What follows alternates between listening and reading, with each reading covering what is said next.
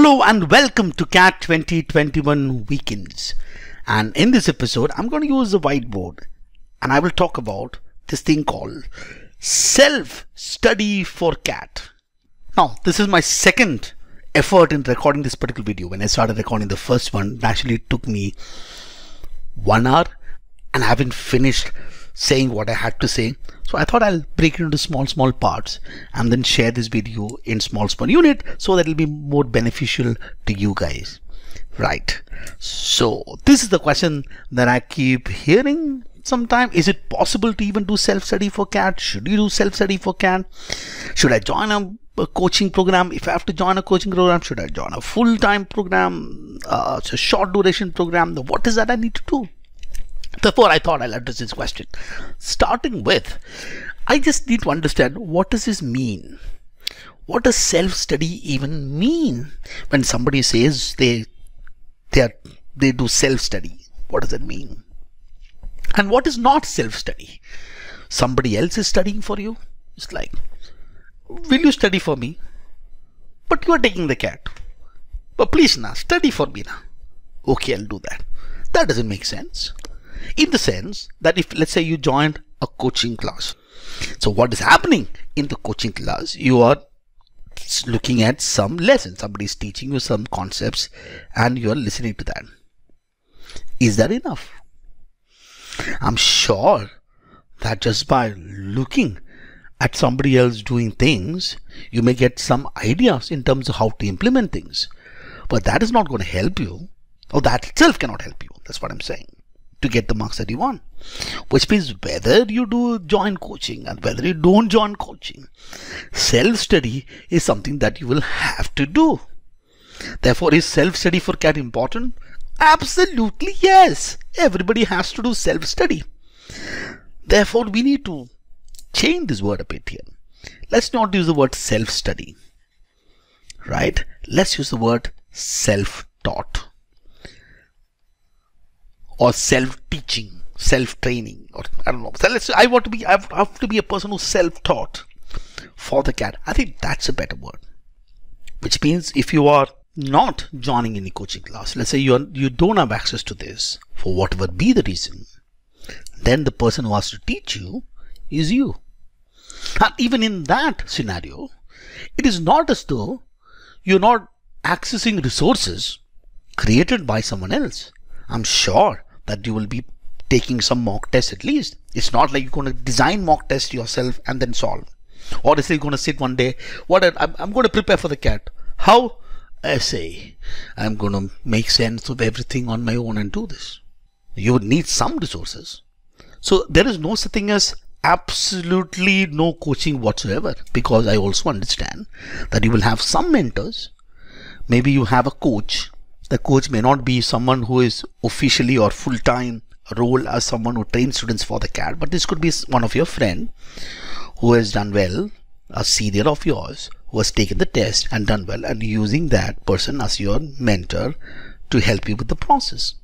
You would have someone, or you're listening to, probably watching some video, maybe this one. You may not have enrolled in any course that I have created, or any course that I teach, but you probably listen to my advice. So you would have someone as a coach, whether you paid them or did not pay them.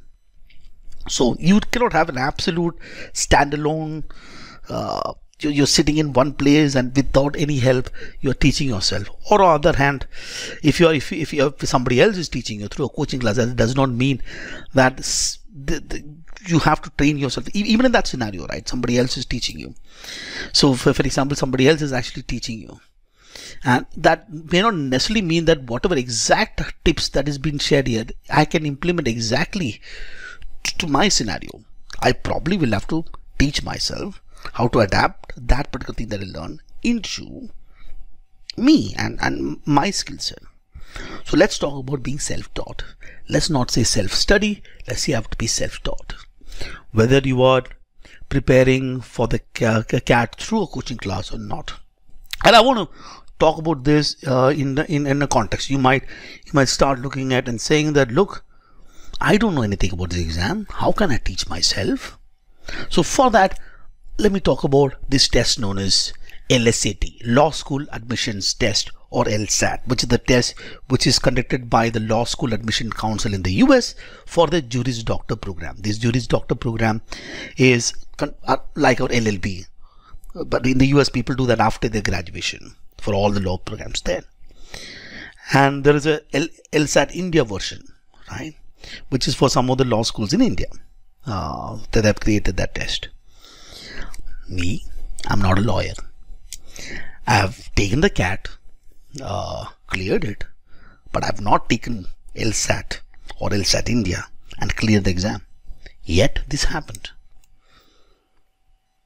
I'm the official LSAT India learning partner, official LSAT India learning partner, even by the same LSEC US. And how did that happen?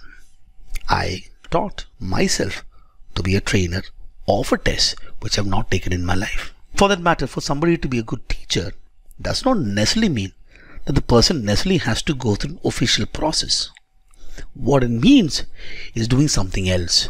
There are two things which is absolutely crucial, and this is important for anyone and everyone, whether you have joined a coaching class, you have not joined it, whatever it is, you have to be self-taught. And there are two things important. The first thing is I have to familiarize with the test. I need to know what the test is asking me. If you see a lot of teachers, they may not have necessarily taken the CAT officially, in the sense that they have not taken the CAT to go to NIIM, yet there are some amazing teachers. Why? Because they have familiarized themselves with the test. If I am taking the test and test like CAT, I need to understand what the test is. It's crazy for me that people ask me questions like this. Sir, in the CAT, how many questions are there? What? Sir, in the CAT, how many reading comprehension passages come? What? Sir, in the CAT, which is the most important topics when it comes to maths? What? Why are you asking me this question? You have access to the past CAT papers. CAT at least are stuck to very similar sort of standardized pattern starting from CAT 2015 onwards to 2020, and from CAT 2070 till 2020 all the papers are available, both the slots and 2023 slots. What is stopping you from picking up one or two papers, doing a thorough analysis and understanding what the test is? Why should you need somebody else to tell you how many questions arithmetic comes in the paper? Why?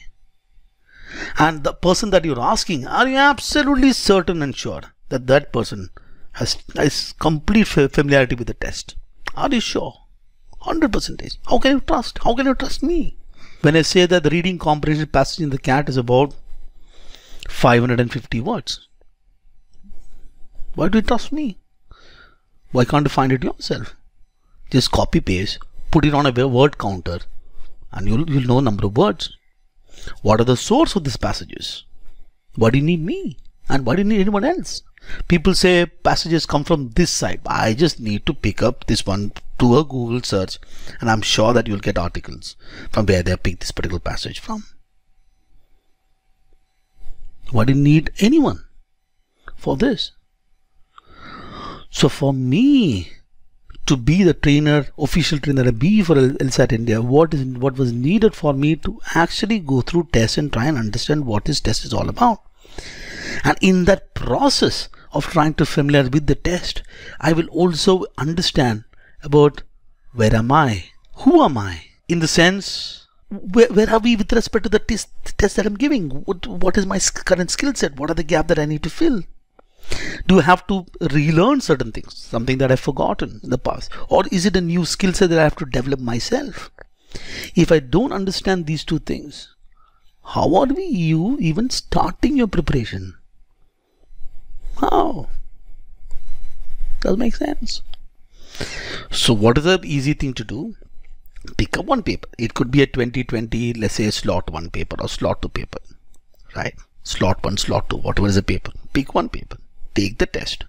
Once you take as a test, you will at least get to know your score. Figure out I think do some research, a little bit of research. Just do a Google search. What is just type CAT 2020 slot 1 analysis. Something will come.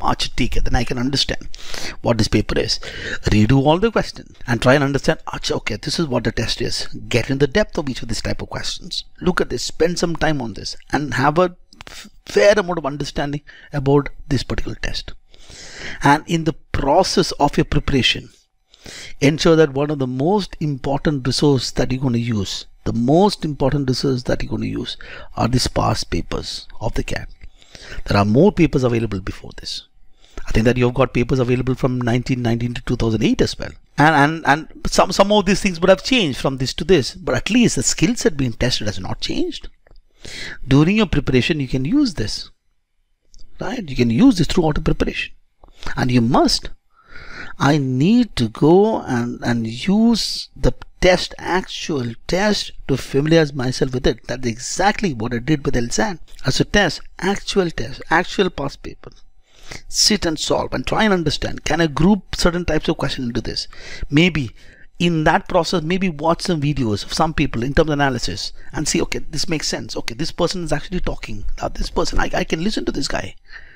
I can listen to this mentor because this mentor is actually talking sense, because my analysis is very similar to this guy. So this guy is good. I can listen to him. I can trust him, or I can trust her. I have to do this, ladies and gentlemen, right? I want to talk about more things, but I thought that as a starting point, do this exercise. Whether you have started your preparation, you are yet to start the preparation, starting point of this exercise, spend, to me, about 8 hours doing this, which means I will spend about 3 hours taking the test. Could be one of these tests, and then spend another 5 hours exactly trying to decipher.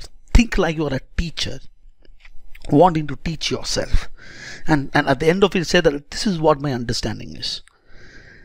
And then once you do that, I think that we've had a good start. Yeah, and I'll talk more about this journey of self-teaching yourself in the coming videos. But let's do this. Bye, and I'll see you.